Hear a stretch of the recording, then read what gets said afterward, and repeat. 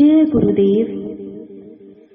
मेरे गुरुदेव श्री रामलाल जी सियाग सबसे पहले व्यक्ति जिनके द्वारा मुझे गुरुदेव के बारे में पता चला वे हैं प्रवीण शर्मा जी। वे कोटा के रहने वाले हैं। उन्होंने ही रजनीश जी को गुरुदेव के ध्यान व नाम जप से अवगत कराया। तब मैंने सुना कि प्रवीण जी को अपने आप ही यौगिक क्रियाएं होती हैं। बड़ा आश्चर्य हुआ। उन्होंने हमें एक छोटा फोटो कुछ दिन के लिए दिया। उसमें गुरुदेव का चित्र था। तभी से न जाने अंदर क्यों एक ऐसी प्रेरणा जागी कि दीक्षा लेनी है तो इन गुरुदेव से ही लेनी है, नहीं तो नहीं लेनी है। यह बात सन 2000 की है। उसके बाद रजनीश जी ने तो सन 2001 में कोटा में दीक्षा ले ली, पर किसी कारणवश मैं नहीं ले पाई। मुझे बहुत दुख हुआ कि मैं क्यों रह गई। कुछ समय बाद एक और धक्का लगा।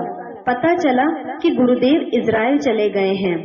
और उसके बाद तो अति ही हो गई, क्योंकि यह पता चला कि गुरुदेव ने दीक्षा देना ही बंद कर दिया है। मुझे बहुत रोना आया।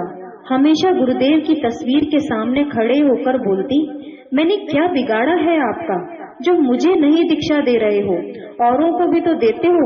तब ऐसे ही करते हुए 7 साल निकल गए।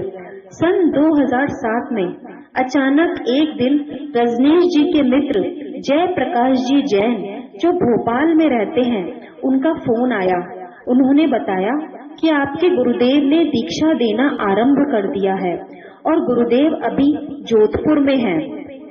हम उसी गुरुवार को दीक्षा लेने के लिए निकले। 4 अक्टूबर सन 2007 को मैंने दीक्षा ली, पर तब मेरा ध्यान बिल्कुल भी नहीं लग रहा था।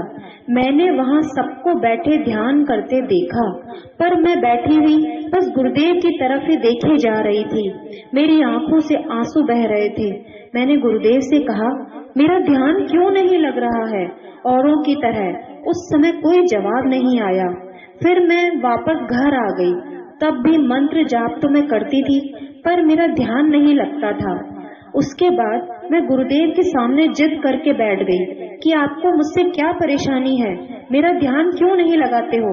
मतलब ऐसा हो गया था जैसे मैं गुरुदेव पर गुस्सा कर रही हूँ, उनसे झगड़ा कर रही थी मैं। पर तब भी कुछ नहीं बोले। लेकिन थोड़ी देर बाद ही मुझे ऐसा महसूस हुआ कि दादा गुरुदेव और गुरुदेव दोनों ही मेरी दोनों तरफ खड़े हुए हैं।